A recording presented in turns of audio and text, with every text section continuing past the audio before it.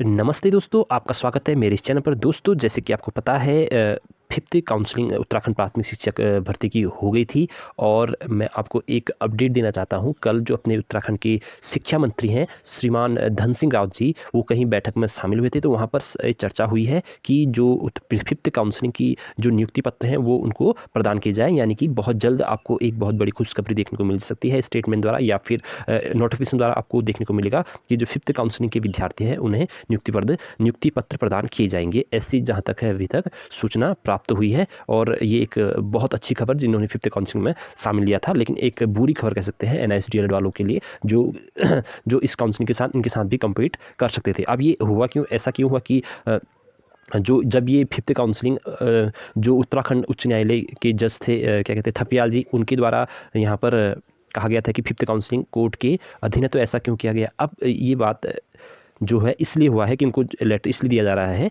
क्योंकि जो विश्वनाथ टीम के वकील थे वहाँ, क्या कहते हैं, सुप्रीम कोर्ट में, उन्होंने वहाँ पर ये बात रखी कि जो भी काउंसलिंग पीछे हो चुकी है उन काउंसलिंग को हम कुछ ही भी तरह से इफेक्ट नहीं करना चाहते हैं और हमारा कोई ऐसी वजह नहीं है कि हम उसको छेड़खानी करें। जो आगे के पोस्ट बचे हुए हैं उनमें हमें शामिल किया जाए, ऐसे हम उसमें वहाँ पर बात की गई। जैसे कि आप समझ सकते हैं कि ये अपना स्वार्थ हित के लिए, मतलब मैं किसी की आलोचना नहीं करना चाहता, उन्होंने बहुत बड़ा काम किया है, लेकिन ये एक प्रकार के कह सकते हैं कि अपना हित स्वार्थ हित सिद्ध करना ऐसा हो गया है कि यार अन्य जो इतने आवेदक हैं और उनमें भी, मतलब हम ये चाह रहे हैं कि जो मौका मिले, क्योंकि कुछ लोग 4 5 6 साल से लगातार कोर्ट के साथ जुड़े हैं, वो भी परेशान हैं, उनको भी मौका मिल जाता तो ज़्यादा बेहतर रहता। लेकिन वहाँ पर ये बताना कि जो हम किसी भी भर्ती को छेड़खानी ऊपर नहीं करना चाहते पिछली, और जो बचे हैं उसी पोस्ट पर हमें शामिल करना, इसलिए आपने ऑर्डर में देखा होगा कि ऐसा लिखा हुआ पाया गया था। और इसीलिए जो फिफ्थ काउंसलिंग थी उसको जो हाई कोर्ट ने से इसके अधीन किया हुआ था, अपने कोर्ट के अधीन किया हुआ था, उसको एससी सुप्रीम कोर्ट के माध्यम से शायद अब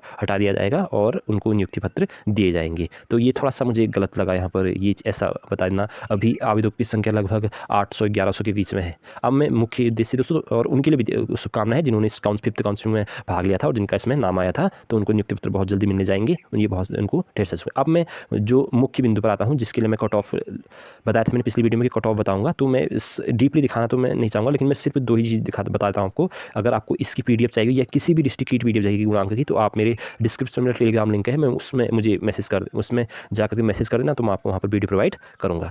तो दोस्तों ये है बागेश्वर की, आप देख सकते हैं फिफ्थ काउंसलिंग की, और सबसे कम मेरिट यहीं गई थी, कट ऑफ यहीं गई थी गुणांक की, तो मैं आपको ये वही दिखा रहा हूँ अभी, सबसे कम। इसके बाद सब जगह सबसे ज़्यादा है। तो यहाँ पर जो जनरल गई है, सीधे मैं पॉइंट पर आता हूँ, जनरल जो साइंस है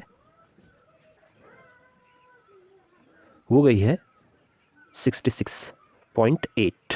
आप अगर ये चाहिए तो आप देखना, 66.8 इतना गई हुई है। और आर्ट्स जो गई है, आर्ट्स वाले को अंतिम जो गुणांक है जनरल का वो है 66.3।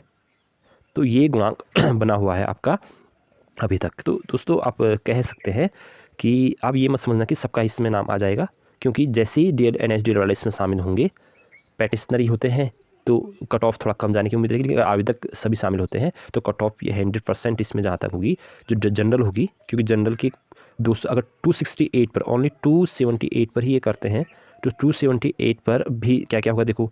आर्ट्स के अलग डिवाइड होंगी, साइंस के अलग डिवाइड होंगी, साइंस में भी अलग अलग विषय वाले अलग डिवाइड होंगे, और कैटेगरी वाइज अलग डिवाइड ऐसे डिवाइड होंगे। तो इस प्रकार से ये मेरिट को ऊपर ले जाएंगे। जैसे कि जनरल, जहाँ तक मुझे जहाँ सेफ दिख रहे हैं एनएसडीएल वाला, अगर जनरल मेरिट होती है तो वो अपने आप को 75 प्लस जिसका गुणांक बन रहा है वो सेफ जोन पर है।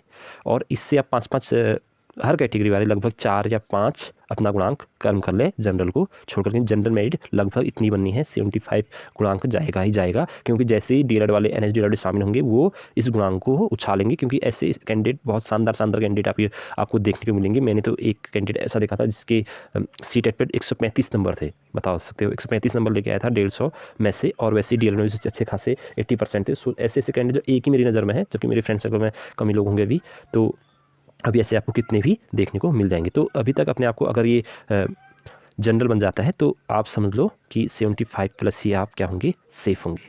अभी तक जो कि जो मैं दिख रहा है जो ऑर्डर जनरल, तो 75 वाले सेफ है, एससी वाले 70 समझ लें, एसटी वाले इसमें 1-2 और कम समझ लें। मतलब ये अभी हम एग्जैक्ट बता नहीं सकते कहाँ कितनी गई है, लेकिन मैं बता रहा हूँ जैसे ही इसमें शामिल होंगे 600-700 लोग और, तो 800-900 लोग, तो सीधी सी बात है मेरिट ऊपर बनेगी। तो ये थी दोस्तों ये वीडियो। और अगली वीडियो में बताऊंगा आपको गुणांक कैसे बनना है। अगर आपको चाहिए होगा तो मुझे वीडियो में कमेंट करके बताना कि सर गुणांक कैसे उसका कैलकुलेशन होता है, तो आप मैं इस वीडियो में बताऊंगा। और फिलहाल के लिए इतना काफ़ी है। अगर नेक्स्ट वीडियो के लिए आपको इंतजार रहेगा तो प्लीज़ चैनल को लाइक से सब्सक्राइब करेंगे। फिर मिलेंगे दोस्तों नेक्स्ट वीडियो में, तब तक के लिए आपका धन्यवाद और शुक्रिया।